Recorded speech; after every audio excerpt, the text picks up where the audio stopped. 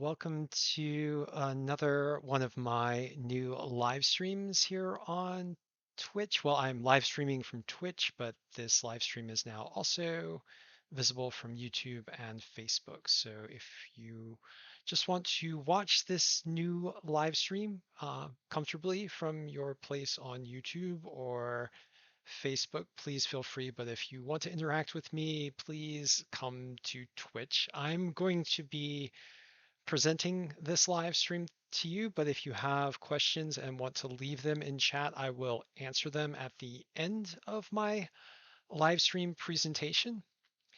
And for tonight, I have a treat for you, a gift, if you will, from me to you. I have written on my own a Dungeons and Dragons module for level 1 characters, and it is available at my blog, scribblersfantasticalworkshop.wordpress.com.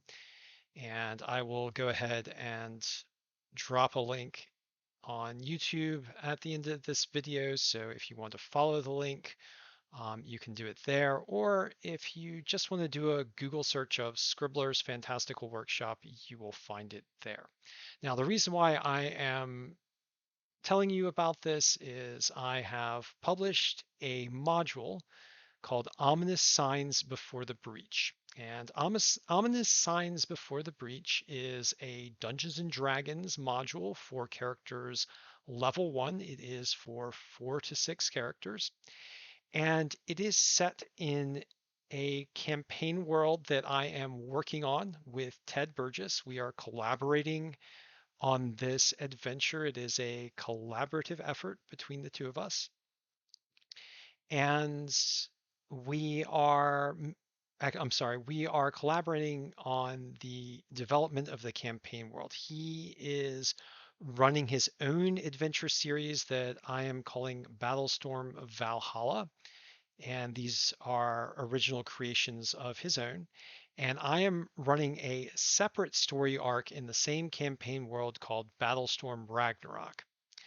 Now, this campaign world, it is a virtual reality death trap. It is inspired by the anime genre that has made popular the notion of real world people, just like you or I, going into a virtual reality world and playing a Dungeons and Dragons like, or MMO like, I guess World of Warcraft like fantasy game as real people who are virtually transported into a world that is created by computers or AI or something like that. This particular campaign draws a lot of inspiration from such great animes as Sword Art Online, for example, or How I Became a Slime, or I'm a Spider in a anime virtual reality universe. So these games these anime are things that Ted and I both enjoy, particularly Sword Art Online. And if you have not yet watched Sword Art Online, I highly recommend that you do. It's just an excellent story. Particularly, my favorite aspect of the Sword Art Online story is the Mother's Rosario arc and the Aincrad arc. But all of them are very fun, very enjoyable to watch. And I would be remiss to say, if I did not include them as inspirations for the campaign world. In fact, in our home games, we were thinking about just playing Aincrad as an adventure in and of itself. But since we are doing this on Twitch and on YouTube, we decided to make our own campaign world, which, from my experience thus far, has made it so much better. We've been able to enliven this setting with our own rich experience and imaginations, and we have modeled the setting and drawn a lot of inspiration from the Norse mythology in particular. I am using Ragnarok, the Twilight of the Gods, as inspiration for my story arc. So So just a brief overview of the campaign that Ted and I have designed, and I will go ahead and jump into the campaign itself, Battlestorm Online Ragnarok, and this particular adventure module that I am making for you. Now, this module is inspired both by new Dungeons and Dragons modules such as, I don't know, Wild Beyond the Witchlight or Rime of the Frost Maiden, for example. But it is also drawing inspiration from older modules such as Against the Giants, for example, in that it is actually very modular. I guess that's where the module term came from in any case. But oh, I see that I've got someone in chat. Hello, Insistent Leader. If you have questions, I will answer them at the end of this stream. But yeah, so yeah, I'm doing a Dungeons and Dragons thing right now. In any case, so Battlestorm Online Ragnarok, the first adventure series deals with the dark realm of Svartalfheim. And the realm of Svartalfheim drifts in this dark void called the Gnunga Gap. And if you happen to be one of my players, please don't continue watching this. This might have some spoilers. And if you want to play in this module, if you think you're going to be a player rather than a game master, you might just also take rather seriously my spoiler alert here. I'm going to talk a little bit about the story, and so you might not want to hear all of this unless you're able to segment your mind and put away all the meta information that you might learn. I'm not going to go too far into it, so I'm not going to spoil too much, but I'm going to give some of the basic story. So this realm of Svartalfheim drifts in the void of Gnunga Gap. Um, the world tree Yggdrasil, grows up through the world of Midgard, which is the starting realm of the players. And this starting realm provides the players both with adventure and safety in the form of hometowns and that are their refuge, and also in the form of adventure, in the form of monsters and roaming the lands and various dungeons. And I'm actually going to go ahead and open up the gaming studio and bring you to the introduction for Battlestorm Ragnarok as well, um, so that I can show you the world map of Midgard to give you guys a feel for it. So this is the world gap of Midgard, and so this is the home of the players where they initially find out that they are trapped in this virtual reality environment. But this place also, as I said before, provides them with a certain level of safety in the form of hometowns. There are 5 hometowns. There is Nidavellir, which is the realm of the dwarves, the mountain fastness of the dwarves. Losafell, which is home to elves and dryads and I'm sorry, druids and other forest folk. There is Myolis, which is a port city, but is also kind of a seedy place, a bit of a wretched hive, if you will. There is Dina Samiris, which is a tower on an isle that is ruled by a golden dragon, and this is a city for humans and Azamar and high elves alike. And then there is Ashkelon, which is the holy city, which is also a city for Azamar and humans. Mio-Elise is kind of a hodgepodge. Pretty much anyone can live there. Any human race can have that as an origin for their hometown. Now, hometowns are safe zones, and so monsters can't go there typically. And this whole place is drawn together by the great world tree Yggdrasil, which plunges up. Its trunk plunges up into other worlds of Einkrad that The players, as they adventure and they defeat the monsters in various dungeons, particularly the boss monsters in Yggdrasil, then they unlock new levels proceeding up through the world of what we are calling Valhalla. And so the next level is Alfheim, and there are other levels following that. They have not yet been revealed. But as Yggdrasil's tree grows up, so do its roots grow out, and these roots grow out into the void, the dark void of the Gununga Gap. And as they grow, they begin to encounter various dangers. And the first danger arrives in the form of this dark realm, this realm of Dwergar and Drow and of poisoned airs called Svartalfheim. So the roots of Yggdrasil grasp Svartalfheim and begin to create a bridge, a dark bridge, if you will, a dark rainbow bridge like Heimdall's bridge, but yet foul. And this bridge between Svartalfheim through the Gununga Gap um, begins to create pathways through which these monsters can emerge.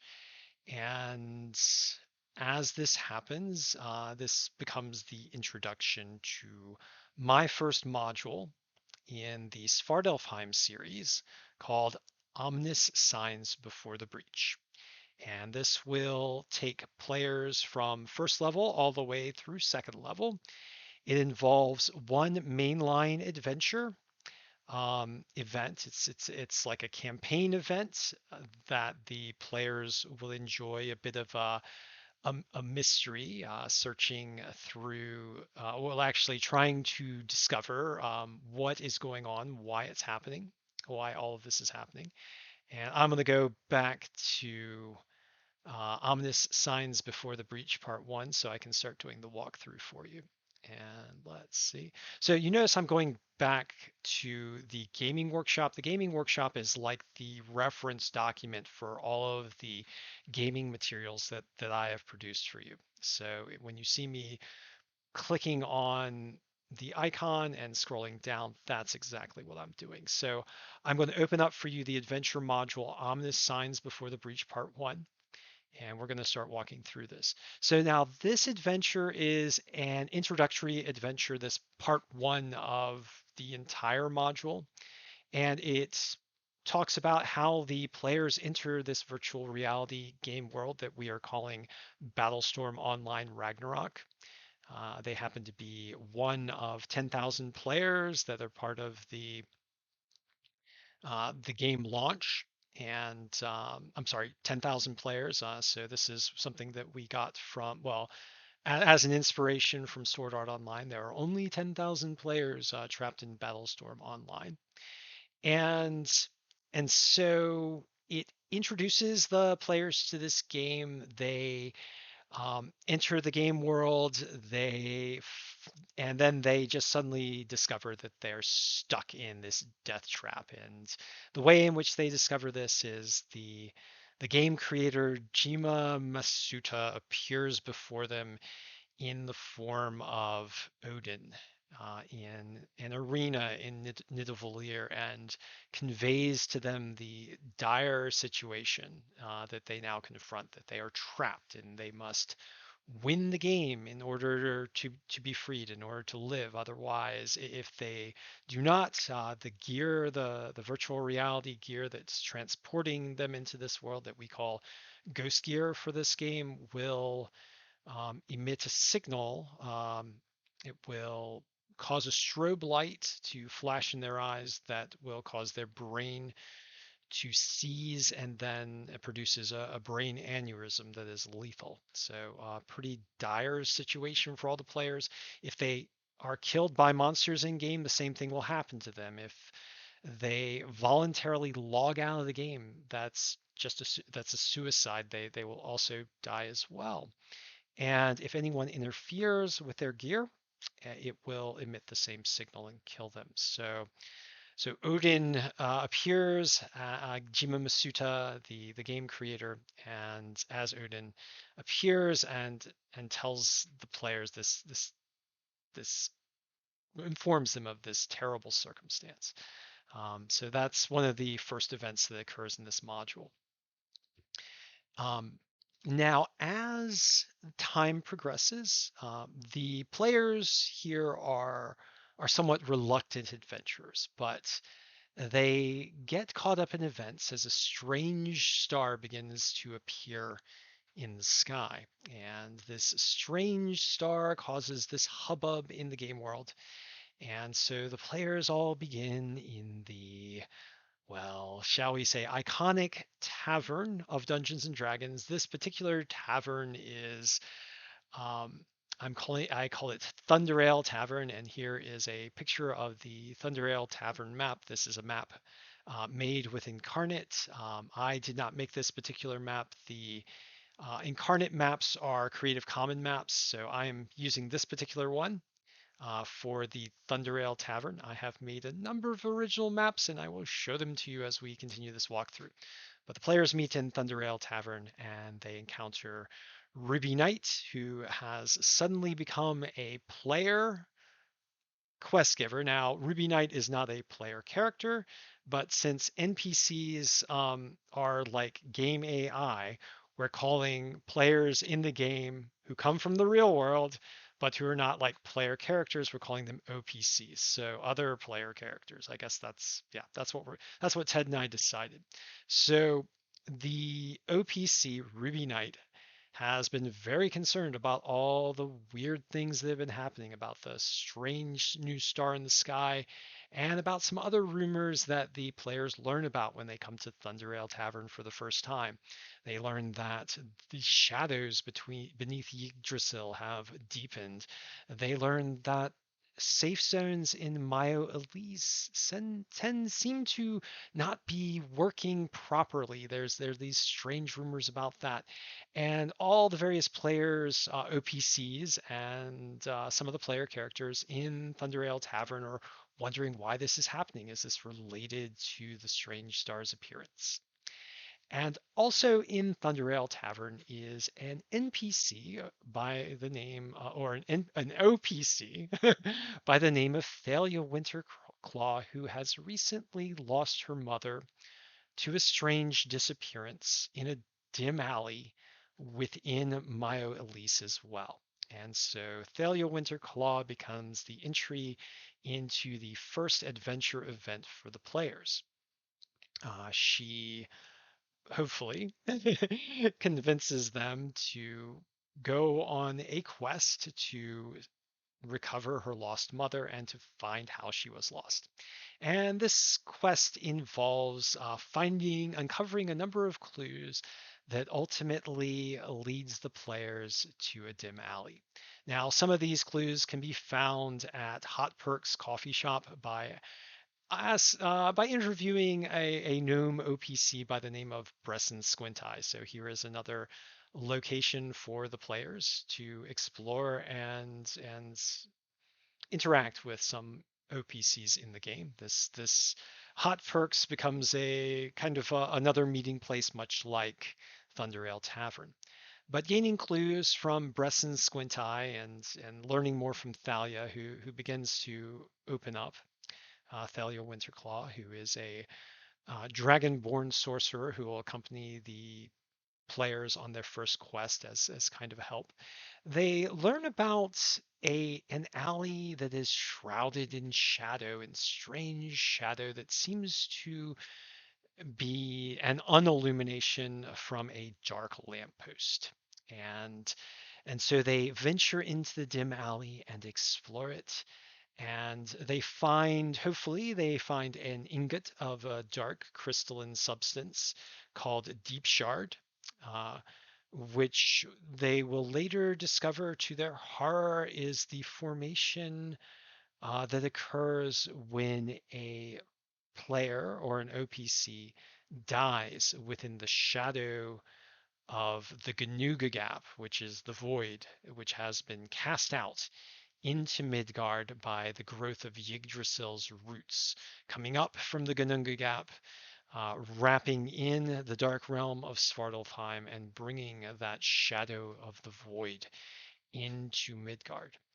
So they discover one of these deep shard crystals, and this begins to become the pathway for another mystery for them. But what they also describe is, so long as they hold one of these deep shard crystals or an item forged of Deep Shard. You see, Bresson Squint-Eye at Hot Hot Perks was actually running the place as a front for him forging these weapons out of Deep Shard. And these Deep Shard weapons are magical weapons, so which is a nice thing to have in the world of Midgard. But they also bear with them a curse, and we'll talk a little bit about the curse later. But if the players happen to hold a Deep Shard weapon that they got from Bresson or the Deep Shard crystal that they found in the Dark Alley, and here is the Dark Alley map along with the Svartalfheim node, which is a bit of a dungeon. But if they find the Deep Shard crystal or have a Deep Shard item, they find that the Dark Lamppost, which is here, is actually a portal into this node that is a piece of Svartalfheim that the Yggdrasil roots have wrapped around and brought in to the Gununga Gap space between Midgard and Svartalfheim. And so, in a way, it is an intrusion into Midgard and Svartalfheim both, an in-between space. And finding this gate, the characters can venture into this dungeon space here. They confront a number of critters that I won't spoil too much because we're already kind of doing like a little bit of a story spoiler here. But in addition, they likely get into a combat with these critters, this being their first big combat. You can learn more about which critters they are if you read the adventure module. And they also discover a gateway into Svartalfheim, but they can't go there yet. They have not yet unlocked the means of entering Svartalfheim. They must possess a deep shard item for more than 10 days in order to do this. But doing this also curses them. Characters who possess a deep shard item for more than 10 days also lose the benefits of a safe zone, which is really nice to have in Midgard. It keeps them safe from the monsters. It provides them with a safe haven from PKers, which happen to prey on other players within the world of Midgard. So it's both a curse and a key. So now, when the adventurers complete this little mini dungeon and discover these bits, they have completed the first part of Ominous Signs Beyond the Breach. Now, they also, by meeting Ruby Knight, unlock a number of quests. And Ominous Signs Before the Breach Part 2 is the second part of the first module, which details the various quests that the players may undertake at their own option. Now, if they don't undertake these quests, they don't unlock other quests. So in a way, they're required to probably undertake at least two of these quests, but they can choose which two. And once they reach level 2, after they've undertaken these quests, they start to unlock other quests, which will be detailed in the second adventure module. And I can't remember the name of that now, but I'll tell you what it is at the end because I'll go back to the gaming workshop and find out. So, but the three quests that come from our OPC quest giver Ruby Knight are the shrinking safe zones, in which the players will investigate why the safe zones are shrinking in Myolis, and I won't go too far into depth with that. But what I will do is show you a couple of maps. So this map here is one of the locations in this quest. It is the Rock Talon Trading Outpost, which is in the Merchant District, where the players can meet another merchant by the name of Bishop, who can give them some clues about why the safe zones may be shrinking and flickering in Myolis. And here also is the ramshackle building, which has been affected by the influx of the Gununga Gap through the action of Yggdrasil's roots.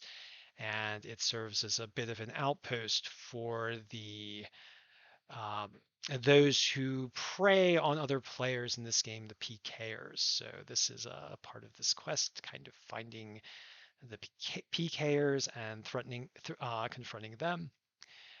The next quest is called the Missing Monsters, and the Missing Monsters quest deals with a number of monsters that have just wandered off. And this is odd because monsters in Midgard, they spawn in a certain location, and they tend to stick in that location. And the players have to go out and try and figure out why this is happening. And there's this one spawn site in particular that Ruby Knight identifies called Hobgoblin Hill that the players can investigate to discover some clues. Now, Yggdrasil itself, this is the Yggdrasil map, a campaign map that I've made for Yggdrasil, showing the action of its roots, drawing in the substance of the void, the Gununga Gap surrounding Yggdrasil. So this is also a campaign map that is part of this adventure series. And here is the Hobgoblin Hill battle map, which I've made for anyone who wishes to use the adventure module. And because as the players go to Hobgoblin Hill, they need to investigate it, but there are also some combats which can occur here. Now, eventually the characters will discover where these monsters are going, and this happens to be Goblin Town, which is an underground cave where masses of monsters are hiding. And and this represents the fulfillment of the quest once the players discover Goblin Town. So the last quest is one that I had a lot of fun with. It is the Prophecy of the Strange Star. And in the Prophecy of the Strange Star, Astrid, who is an old, wizened old lady um, living on the shores of Lake Rune Mirror, is prophesying about this strange star. And Ruby Knight asks the players to go to Astrid's hut and learn this prophecy, and because it might contain some clues in it as to what is happening to Midgard and why all these things are happening. But in order to do that, the players must use their teleportation crystals to travel to Nidavellir, the hometown of the dwarfs, and they must journey through the Winter Wood to get to Astrid's hut. Now, the Winter Wood is occupied by two winter wolves named Skull and Haiti. Now, Skull and Haiti are not your typical winter wolves. They are a whole lot worse, and first level characters are probably not going to be able to handle them in combat. So, this quest involves a skill challenge in which the characters must seek to avoid Skull and Haiti. Um, but if they are captured by Skull and Haiti, there is another skill challenge which I find to um, harken back to the old tales of the Norse, um, in which they can maybe perhaps use their wits to trick Skull and Haiti to let them go. And I'm not going to reveal too much of it, but if you go to the adventure module and read it, I find it's a fun little story. I'm actually a little proud of it. So in any case, if the players are able to avoid or defeat the terrible,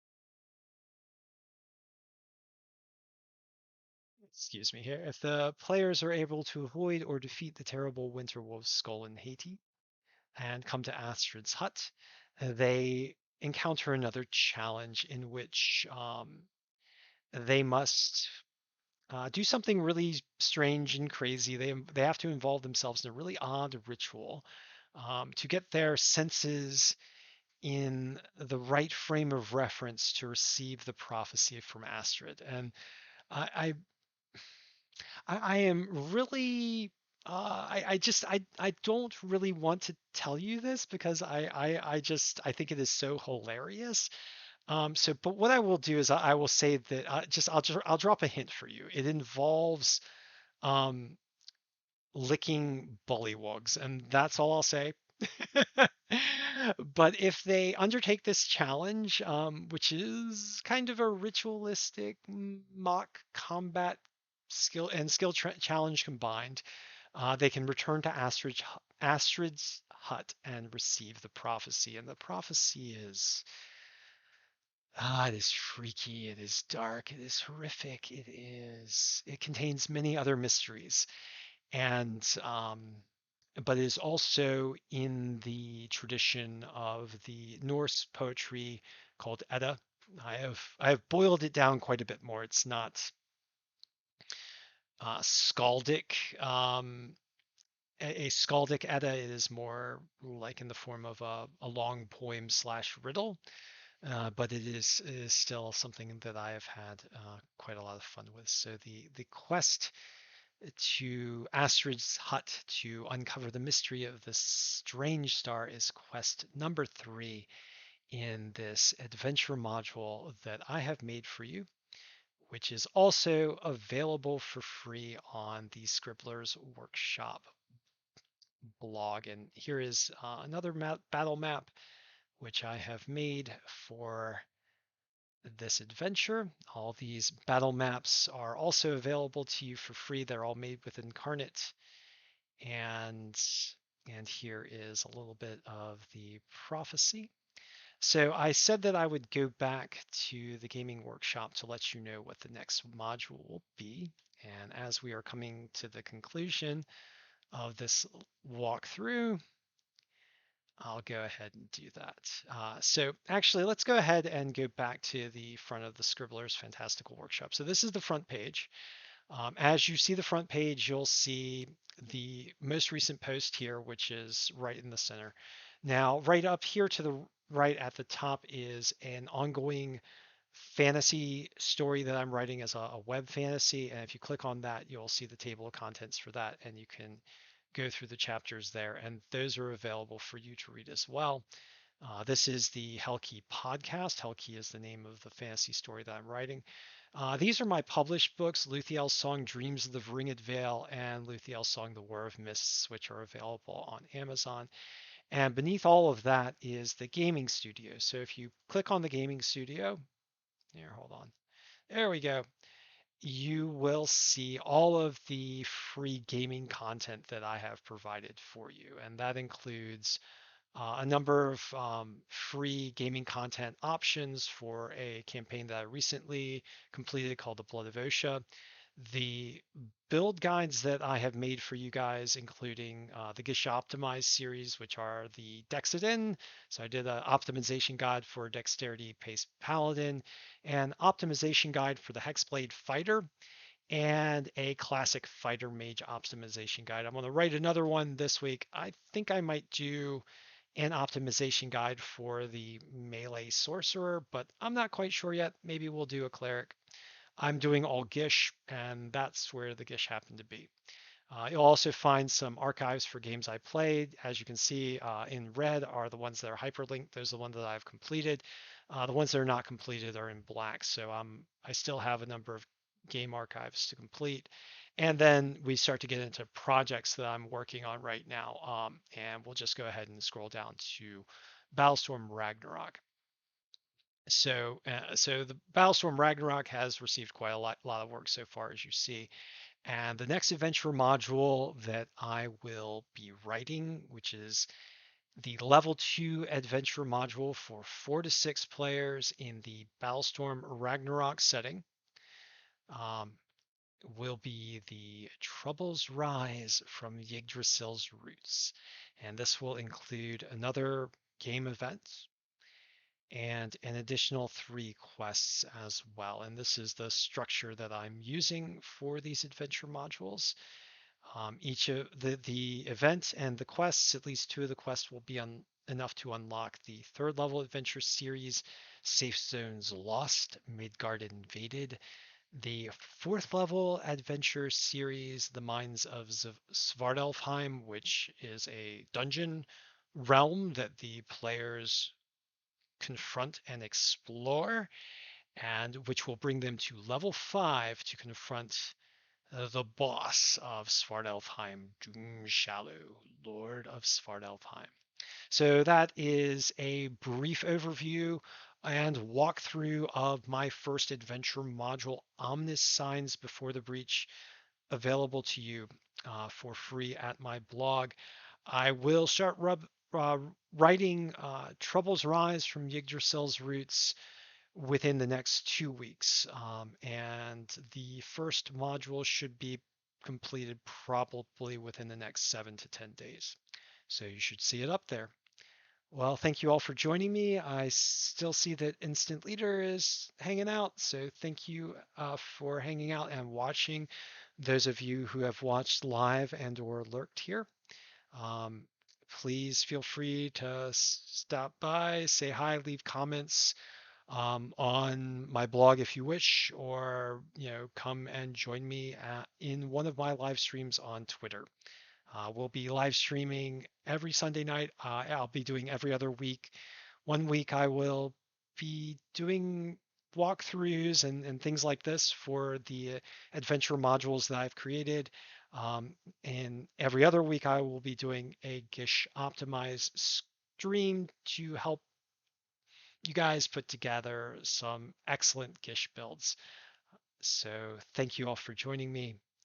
I will speak with you again soon. Love you guys. Stay safe.